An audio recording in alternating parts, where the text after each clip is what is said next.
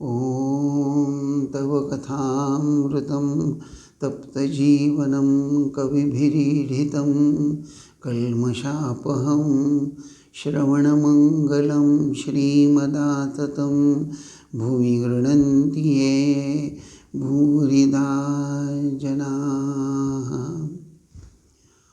आइए वचनामृत के इस चिंतन को आगे बढ़ाते हैं। परिच्छेद 9, 24 अगस्त 1882, गुरु शिष्य संवाद गुह्य कथा। शाम हो गई। काली मंदिर, राधाकांत जी के मंदिर और अन्य कमरों में बत्तियां आदि जला दी गई। श्री रामकृष्ण अपनी छोटी खाट पर बैठे हुए जगन माता का स्मरण कर रहे हैं।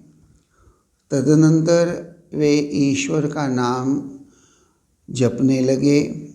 घर में धूनी दी गई हैं। एक और दीवट पर दिया जल रहा है। कुछ देर बाद शंख घंटा आदि बजने लगे। काली मंदिर में आरती होने लगी। तिथि शुक्ला दशमी, चारों ओर चांदनी छिटक रही है। आरती हो जाने पर कुछ क्षण बाद श्री रामकृष्ण मणि के साथ अकेले अनेक विषयों पर बातें करने लगे। मणि फर्श पर बैठे हैं। कर्मण्ये वाधिकारस्थे मा फलेषु कदाचन। श्री रामकृष्ण, कर्म निष्काम करना चाहिए। ईश्वरचंद्र विद्यासागर जो कर्म करता है वे अच्छे हैं। वह निष्काम कर्म करने की चेष्टा करता है। मणि, जी हाँ। अच्छा, जहाँ कर्म है वहाँ क्या ईश्वर मिलते हैं? राम और काम क्या एक ही साथ रहते हैं? हिंदी में मैंने पढ़ा है, जहाँ काम तहाँ राम नहीं, जहाँ राम नहीं काम। श्री रामकृष्ण, कर्म सभी करते हैं। उनका नाम लेना कर्म है, सांस लेना और छोड़ना भी कर्म है। क्या मजाल है कि कोई कर्म छोड़ दे? इसीलिए कर्म करना चाहिए, किंतु फल ईश्वर को समर्पित कर देना चाहिए। मणि, तो क्या ऐसी चेष्टा की जा सकती है कि जिससे अधिक धन मिले? श्री रामकृष्ण, हाँ, की जा सकती है, किंतु यदि विद्या का परिवार हो तो अधिक धन कमाने का प्रयत्न करो, परंतु सदुपाय से। उद्देश्य उपार्जन नहीं, ईश्वर की सेवा है। धन से यदि ईश्वर की सेवा होती है तो उस धन में दोष नहीं है। मणि, घर वालों के प्रति कर्तव्य कब तक रहता है? श्री रामकृष्ण, उन्हें भोजन वस्त्र का अभाव न हो। संतान जब स्वयं समर्थ होगी तब भार ग्रहण की आवश्यकता नहीं। चिड़ियों के बच्चे जब खुद चुगने लगते हैं तब माँ के पास यदि खाने के लिए आते हैं तो माँ चोंच मारती है। मणि, कर्म कब तक करना होगा? श्री रामकृष्ण, फल होने पर फूल नहीं रह जाता। ईश्वर लाभ हो जाने से कर्म नहीं करना पड़ता, मन भी नहीं लगता। ज़्यादा शराब पी लेने से मतवाला होश नहीं संभाल सकता। दुअन्नी भर पीने से कामकाज कर सकता है। ईश्वर की ओर जितना ही बढ़ोगे उतना ही वे कर्म घटाते रहेंगे। डरो मत। गृहस्थ की बहू, उसके जब लड़का होने वाला होता है तब उसकी सास धीरे धीरे काम घटाती जाती है। 10वें महीने में काम छूने भी नहीं देती। लड़का होने पर वह उसी को लिए रहती हैं। जो कुछ कर्म हैं जहाँ वे समाप्त हो गए कि चिंता दूर हो गई।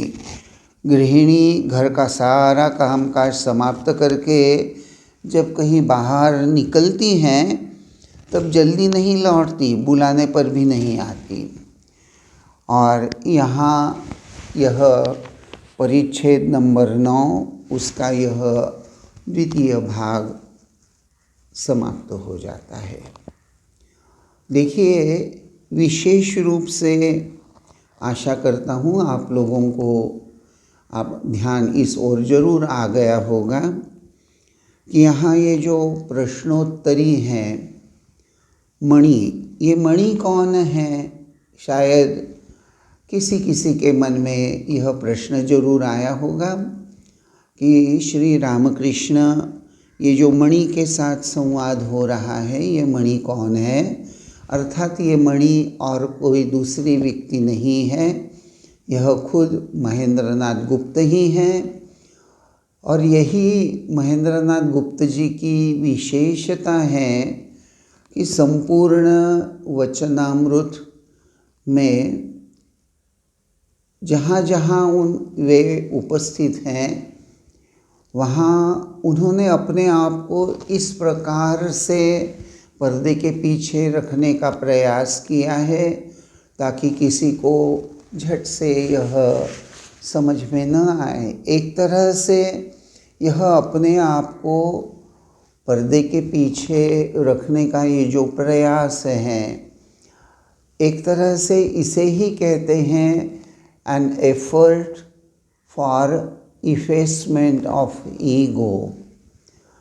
यानी श्री रामकृष्ण देव के ये जो दिव्य उपदेश हैं, भविष्य में जब इसका अध्ययन होगा तो लोग उनका आकर्षण, उनकी प्रशंसा मुझे प्राप्त हो कि मैं कितना भाग्यवान कि श्री रामकृष्ण देव के दिव्य आध्यात्मिक उपदेशों को सुनने का, उनको लिपिबद्ध करने का यह एक बड़ा ही महत्वपूर्ण, दायित्वपूर्ण यह सेवा मेरे द्वारा की गई है।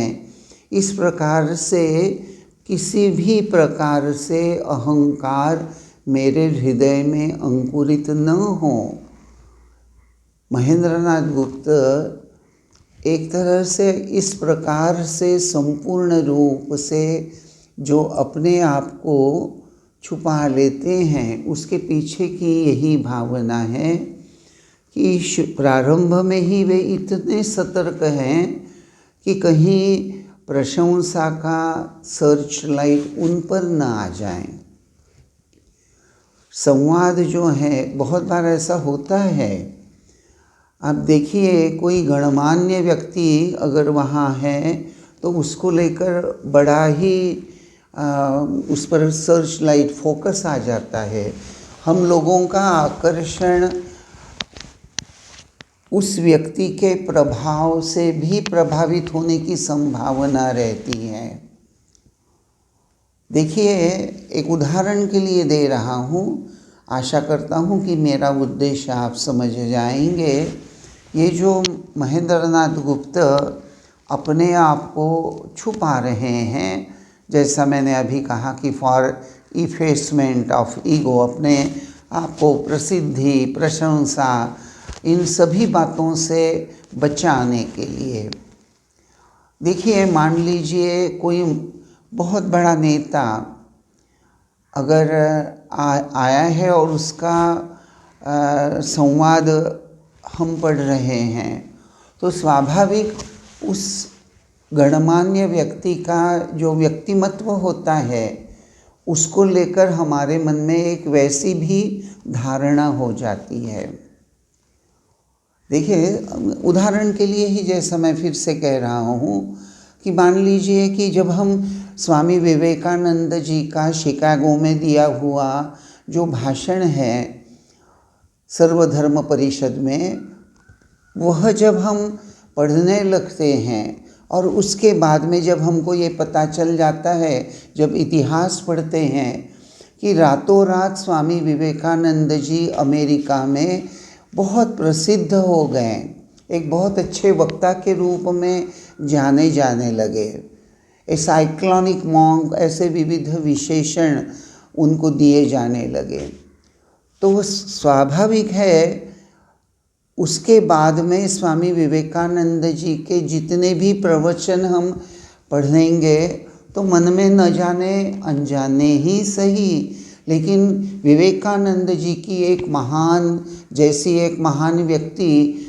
उनके प्रवचन को, उनके व्याख्यान को मैं पढ़ रहा हूँ तो विवेकानंद जी की दिव्य आध्यात्मिक जो उनकी जो प्रतिमा है हमारे मन में बनी हुई, उसका जो प्रभाव हमारे मन पर आएगा और उस प्रभाव में हम आगे स्वामी विवेकानंद जो बात बता रहे हैं उनको पढ़ेंगे, समझेंगे, जो भी है वह प्रक्रिया शुरू हो जाएगी। अर्थात मन ही मन कहीं न कहीं यह एक गुंजन चालू रहेगा कि अरे भाई, विवेकानंद जी कह रहे हैं, कोई ऐसी वैसी व्यक्ति नहीं। अर्थात हम पहले विवेकानंद जी के व्यक्तिमत्व के प्रभाव में आ गए और फिर उसके बाद में उनके वाणी को पढ़ रहे हैं, समझने का प्रयास कर रहे हैं। तो यहाँ महेंद्रनाथ गुप्त ने ये जो अपने आप को पीछे कर लिया है, छुपा लिया है, ताकि हम महेंद्रनाथ के व्यक्तिमत्व से परिचित होकर उनके प्रभाव में न आए और श्री रामकृष्ण देव के वचनों का सही प्रभाव वाचक के मन पर आ जाए, उसके लिए महेंद्रनाथ गुप्त की यह सचेतनता है। तो यहाँ महेंद्रनाथ गुप्त अपने आप को एक महत हेतु से ही, एक बहुत सद्बुद्धि से ही अपने आप को छुपा लेते हैं और इसलिए वचनामृत में कभी वे मास्टर, कभी मणि, कभी एक भक्त, इस विविध नाम से अपने आप को प्रस्तुत करते हैं।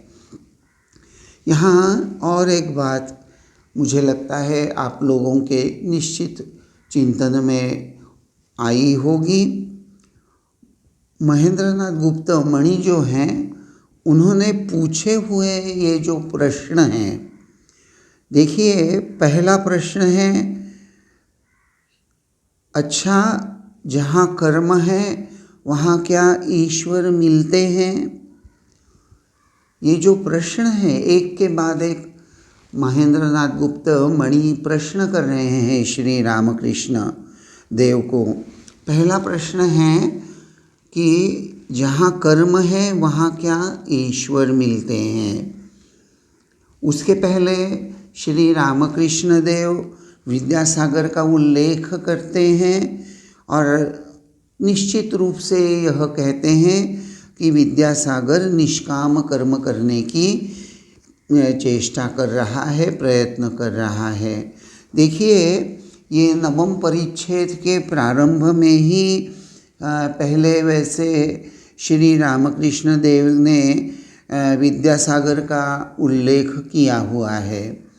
यह परिच्छेद 9 में दूसरी बार श्री रामकृष्ण देव के श्रीमुख से ये विद्यासागर का उल्लेख आ रहा है और दोनों ही बार बात करने का थोड़ा सा ढंग अलग होने के बावजूद मूल बात यह है कि विद्यासागर जो हैं वह निष्काम कर्म करने के लिए प्रस्तुत है, प्रयत्न कर रहा है, लेकिन संपूर्ण रूप से वह निष्काम करने में सफल अभी तक शायद नहीं हुए हैं।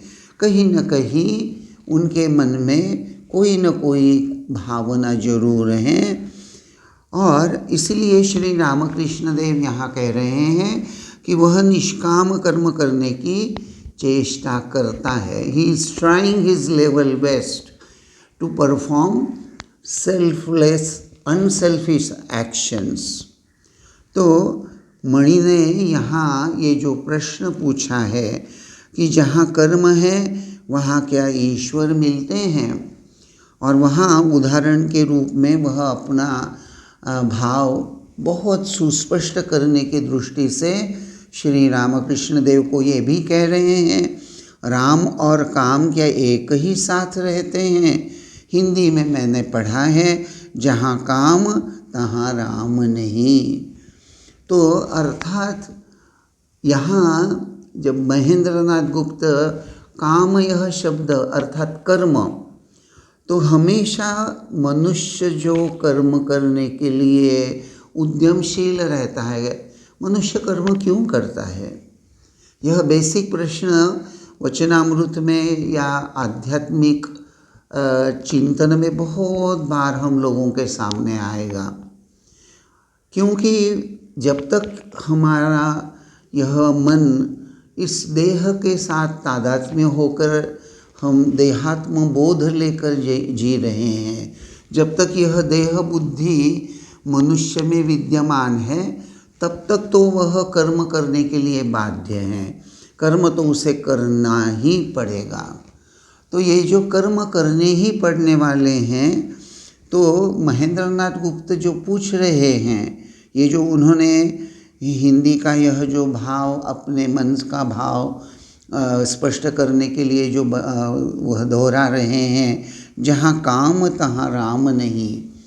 तो यहाँ जहाँ काम अर्थात जहाँ मनुष्य अहम करता अहम भोगता, कर्म करने के पीछे फलाकांक्षा विद्यमान होती है, और जब तक फलाकांक्षा हृदय में हम धारण किए हुए होते हैं, तब तक वह कर्म निष्काम कर्म नहीं कहलाएगा, क्योंकि कुछ चाहत, कुछ प्राप्त करने की भावना हमारे मन में है। कुछ प्राप्त करना है अर्थात अमुक अमुक वस्तु अभी तक मुझे नहीं मिली है, अप्राप्त है, और अप्राप्त है इसीलिए मेरे मन में अतृप्ति की भावना भी पनप रही है, बसी हुई है। और इस प्रकार से अगर हम गहराई में उतरते जाएं, तो हम लोगों को समझ में आएगा कि प्रत्येक मनुष्य जो कर्म कर रहा है उसके पीछे उद्देश्य होता है, और उद्देश्य का अर्थ ही एक प्रकार से अधिकांश समय वासना कर्मरत होती है। फलाकांक्षा का जन्म ही वासना से होता है। तो महेंद्रनाथ यह जो प्रश्न कर रहे हैं, यह बड़ा गहरा प्रश्न है। दूसरा प्रश्न महेंद्रनाथ गुप्त जी ने जो किया हुआ है, वो देखिए, उद्देश्य ये शब्द मैंने इस्तेमाल किए थे। महेंद्रनाथ गुप्त मणि दूसरा प्रश्न जो कर रहे हैं, तो क्या ऐसी चेष्टा की जा सकती है कि जिससे अधिक धन मिले, अर्थात धन प्राप्ति की इच्छा से कर्म। और धन क्यों प्राप्त करना है? तो धन प्राप्त करने से मैं अपनी वासनाओं को, अपनी इच्छाओं को पूरा कर सकूँगा, मैं धन से सुख खरीद लूँगा, धन से मुझे ये वस्तु खरीदना संभव हो जाएगा जिससे मुझे सुख मिलेगा। तो ये दूसरा प्रश्न भी पहले प्रश्न के साथ जुड़ा हुआ ही है। उसके बाद में महेंद्रनाथ गुप्त तीसरा प्रश्न कर रहे हैं, घर वालों के प्रति कर्तव्य कब तक रहता है?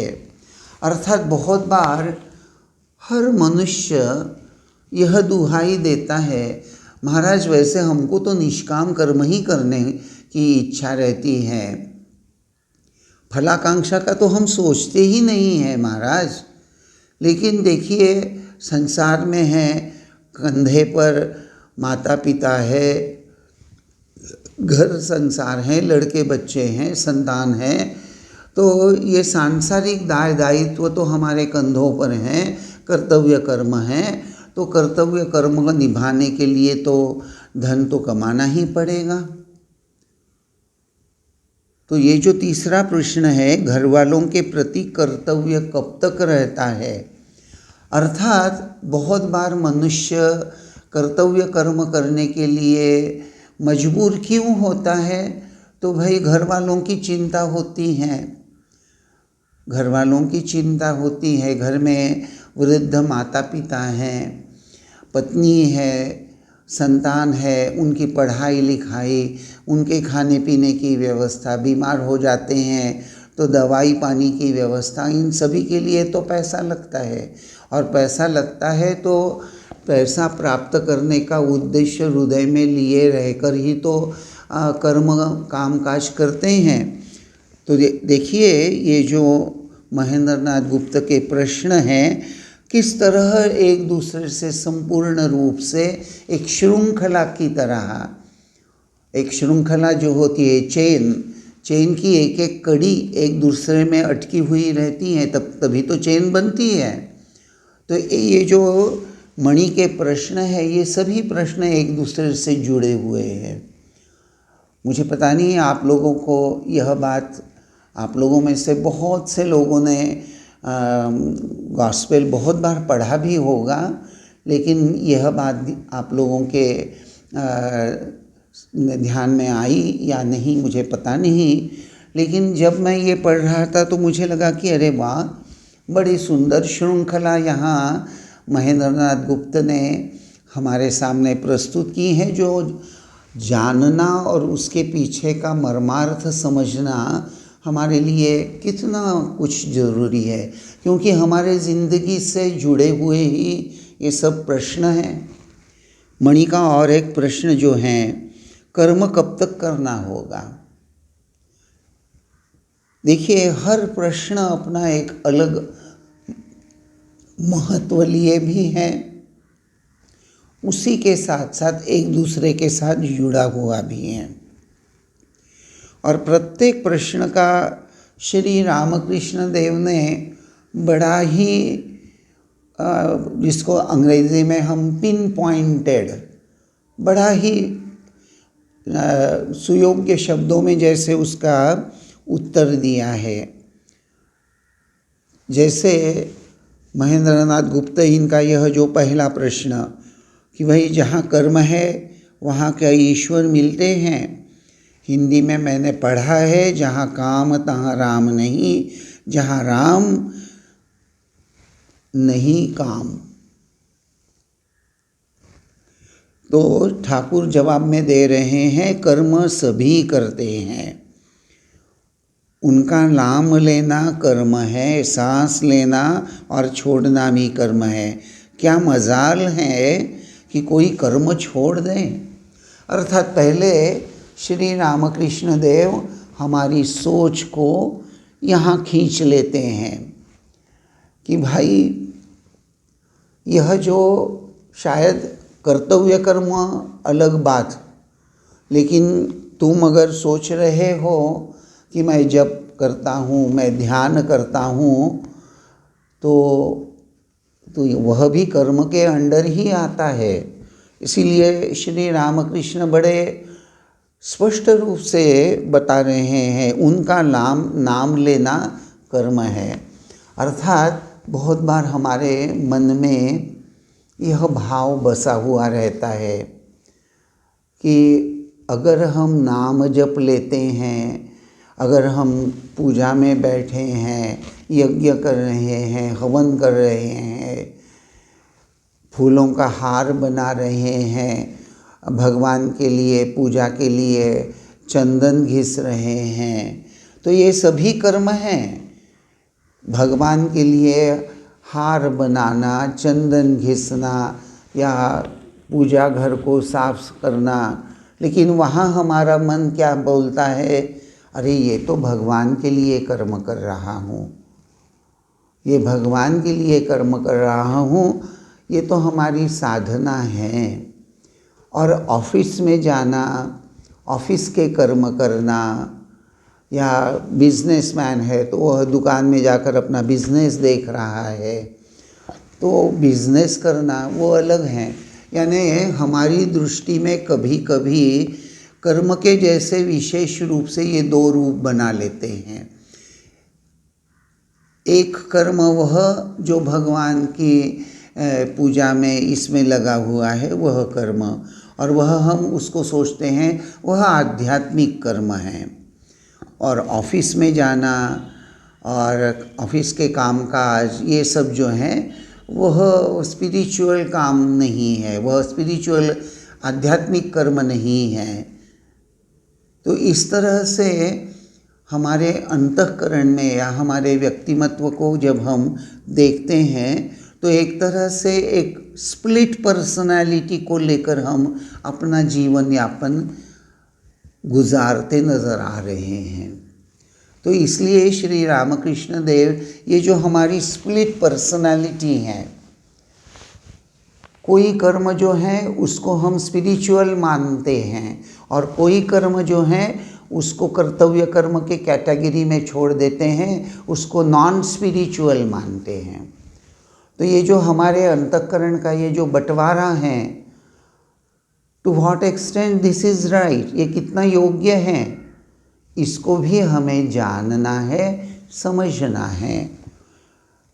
और इसीलिए महेंद्रनाथ गुप्त ये जो श्री रामकृष्ण जवाब में बोल दे रहे हैं कि क्या मजाल है कि कोई कर्म छोड़ दें, अर्थात बिना कर्म के कोई नहीं है। तो भाई बिना कर्म के अगर जीवन यापन ही करना है तो ठाकुर उपाय के रूप में यह सुझाव दे देते हैं कि भाई वैसे भी कर्म तो छूटने नहीं वाले, कर्म तो करना ही पड़ेगा। जब तक जीवन है तब तक तो कर्म करने ही चाहिए, करने ही पड़ेंगे। It is a compulsory thing, हम सोचकर भी कर्म नहीं छोड़ सकते। और इसलिए ठाकुर बोल देते हैं कि इसलिए कर्म करना चाहिए किंतु फल ईश्वर को समर्पित कर देना चाहिए। कर्म और उसका फल अर्थात विशेष रूप से श्री रामकृष्ण देव यह जो बात बता रहे हैं कि फल ईश्वर को समर्पित कर देना चाहिए। एक बार एक यंग लड़के ने यही बात प्रवचन में उसने शायद सुनी होगी। आजकल YouTube पर बहुत प्रवचन आते हैं, तो उसने YouTube पर किसी का प्रवचन सुना होगा कर्मयोग को लेकर। और ये जो ईश्वर को फल समर्पण करने की बात, तो उसने आकर मुझे पूछा कि महाराज मैं डाटा फीडिंग का काम करता हूँ कंप्यूटर पे, यानी हमारे कंपनी में अकाउंट्स कंप्यूटराइज हो गए हैं और डाटा फीडिंग का काम विशेष रूप से मैं करता हूँ, तो मेरे कर्म का बाह्य स्वरूप डाटा फीडिंग करना है। तो फल जो है वह भगवान को अर्पण करना है, समर्पित करना है। तो क्या शाम को मुझे डे बुक की वह जो प्रिंट आउट है वह भगवान के चरणों में चढ़ाना है? मुझे वह प्रश्न सुनकर बड़ा थोड़ी हंसी भी आई और उस लड़के का इनोसेंस मुझे सोचने के लिए मजबूर करने लगा कि देखिए यह लड़का 25-30 साल का, इसके बीच का यह लड़का, उसकी उम्र लगभग 25 या 30 के बीच में रही होगी। वह मुझे बोल रहा है कि क्या शाम को भगवान के चरणों में मैं डे बुक का प्रिंट आउट लेकर भगवान के चरणों में चढ़ाऊँ, क्योंकि फल जो हैं दिन भर में मैंने पेमेंट वाउचर और जो इनकम वाउचर है दोनों का फीडिंग किया, तो opening balance and closing balance को टैली किया, तो कैश बुक टैली किया, तो कैश बुक का प्रिंट आउट निकालना पड़ेगा और वो भगवान के श्री चरणों में चढ़ाना पड़ेगा, क्योंकि मेरे कर्म का बाह्य स्वरूप क्या है? डाटा फीडिंग करना, इनकम वाउचर फीडिंग करना, पेमेंट वाउचर फीडिंग करना, और इनकम वाउचर के साथ ओपनिंग बैलेंस ऐड करना, और पेमेंट वाउचर की टोटल करके उसमें क्लोजिंग बैलेंस ऐड करके दोनों अगर समान हो जाते हैं तो बैलेंस हो गया। और इस प्रकार से कैश बुक का वो प्रिंट आउट भगवान के चरणों में चढ़ाना पड़ेगा। तो भाई मैंने उसको कहा कि बेटा बात ये नहीं है, ये तो तुम एक तरह से कर्म का बाह्य स्वरूप देखकर इस तरह से सोच रहे हो, लेकिन श्री रामकृष्ण देव ये जो फल समर्पण की बात कह रहे हैं वह इतनी ऊपर ही ऊपर इसको मत सोचो, ये एक बहुत गहरी बात है। तो ये फल समर्पण क्या है, इसका चिंतन हम अगले प्रवचन में करेंगे। आज बस यहीं रुकते हैं। ओम शांति शांति शांति। हरि ओम तत्सत। श्री राम कृष्णार्पणमस्तु।